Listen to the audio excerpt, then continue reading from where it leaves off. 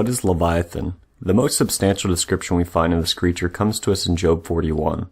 If you go read that passage, you'll notice how frequently and emphatically it is stated that this dragon is a fire breather. Young Earth creationists like those in Answers in Genesis actually bite the bullet on this one, since they can't theologically tolerate the conclusion that the Bible is simply describing a mythological dragon. They are forced to the conclusion that there must have lived alongside man some species of marine reptile that possessed the biological capability of literally breathing fire. Boys and girls, the Bible is talking about a creature that breathed fire. Now, people say to me, Mr. Ham, you don't really believe that. How can you trust the Bible, an animal that breathes fire? Hey, you know what? There's a little beetle in today's world called the bombardier beetle. And the bombardier beetle actually has twin cannons in its rear end, so when a frog comes up to eat it, it'll mix chemicals together and blast out fiery gases at 212 degrees Fahrenheit. I think the little beetle could do that. I think you could have a fire-breathing dragon, don't you? Absolutely. It's a real creature. But could it really breathe flame? Well, it's not a problem. As far as I can tell, it's not a problem that God could make an animal that can breathe fire. I mean, think of the other amazing creatures that God's created, like the bombardier beetle. In fact, most animals produce methane anyway, which is a flammable gas. If you just had a way to ignite it, you could do it. It's not a problem. I want to show you why we know beyond doubt that Leviathan is not a member of the animal kingdom. The first clue to unveiling the dragon's identity comes to us from a biblical text frequently overlooked. Psalm 74:14 reads, Atari tzatzare Leviathan, titinenu ma'chal le'am letzim.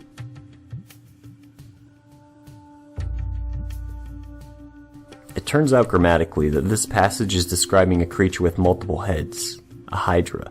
In the Hebrew construct heads of Leviathan, the term head appears in the plural state marked by what is called a sereh yod, in conjunction with the singular noun Leviathan. Why is it significant that we have a biblical text that speaks of Leviathan as multi-headed? Because the Israelites weren't the only Near Eastern people group that described the dragon in this way. Not many people know this, but Leviathan was also spoken of on ancient stone tablets written by another civilization to the north of Israel and Syria. Ugarit was an ancient Baal-worshipping port city that archaeologists began excavating in the late 1920s. It's difficult to overemphasize the importance of this find to biblical studies because Ugarit's language is the closest ancient tongue to Old Testament Hebrew that's been discovered. Let's compare some of the lines from one of the Ugaritic Baal tablets with an allusion to Leviathan found in Isaiah. The Ugaritic passage here is older by many centuries. When you smote Letanu, the fleeing serpent, annihilated the twisting serpent, the dominant one who has 7 heads. Isaiah 27:1.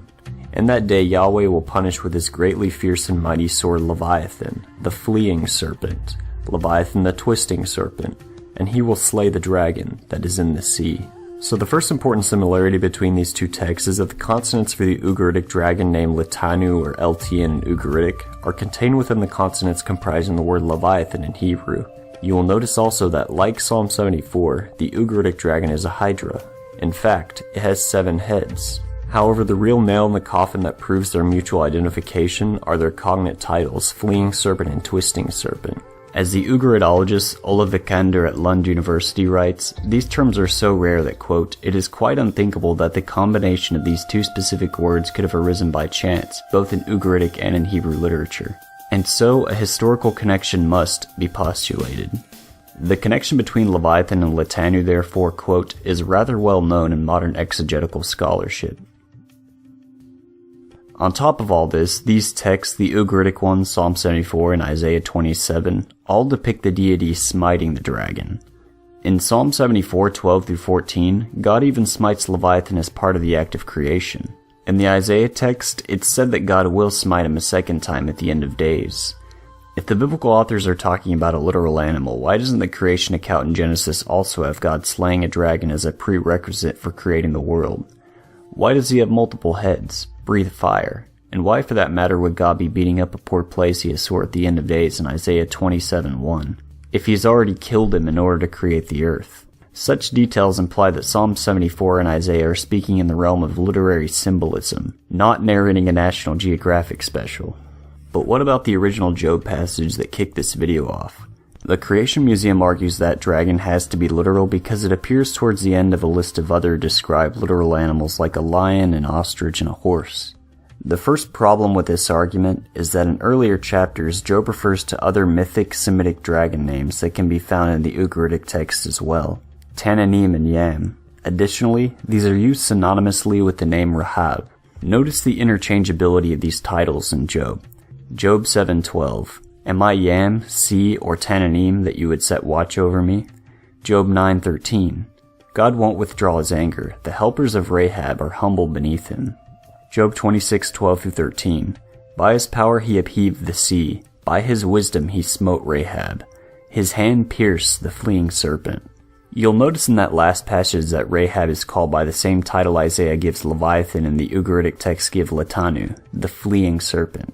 It's also important that Job mentions Yam because in the Ugaritic text, the twisting serpent Latanu is also used interchangeably with both Yam and Tananim. Surely I destroyed Yam, beloved of El. Surely I made an end of River, the mighty God. Surely I lifted up the dragon of the two flames. I destroyed the twisting serpent, the tyrant with the 7 heads. Earlier in the same text, this tyrant is referred to as Latanu. So there's a respect in which Yam, Latanu, Rahab, Tananim, and Leviathan are all overlapping names. Finally, it should be clear by now that the biblical and Ugaritic texts all associate this monster with the sea. The title Yam literally means sea in Hebrew and Ugaritic. In Job, Leviathan appears as a sea monster, whom God holds dominion over in chapter 41, and defeats in texts like 26:12-13. These passages reflect the fact that in ancient Near Eastern cosmology, Leviathan was seen as the personification of the formless waters of chaos that ever surround and oppose the ordered world. As these texts imply, it is only by God's dominance over these waters that creation is made possible and is sustained. So what you're looking at now is a diagram taken from my book. The watery chaos dragon is well known in art and texts from Israel's ancient neighbors. For the Egyptians it was personified as the god Apophis, whom Re and his entourage had to defeat daily. For the Babylonians it was the goddess Tiamat, whom Marduk must slay to create the world, similar to Psalm 74, which the Jews wrote while in Babylon. Leviathan serves the same literary function in biblical literature as the chaos dragon does in the broader ancient Near East. As the personification of the primordial chaotic waters, his defeat by the god demonstrated kingship over the created order. If you've enjoyed this video, it's drawn from my new forthcoming book. Subscribe and stick around, and there will be more like it soon.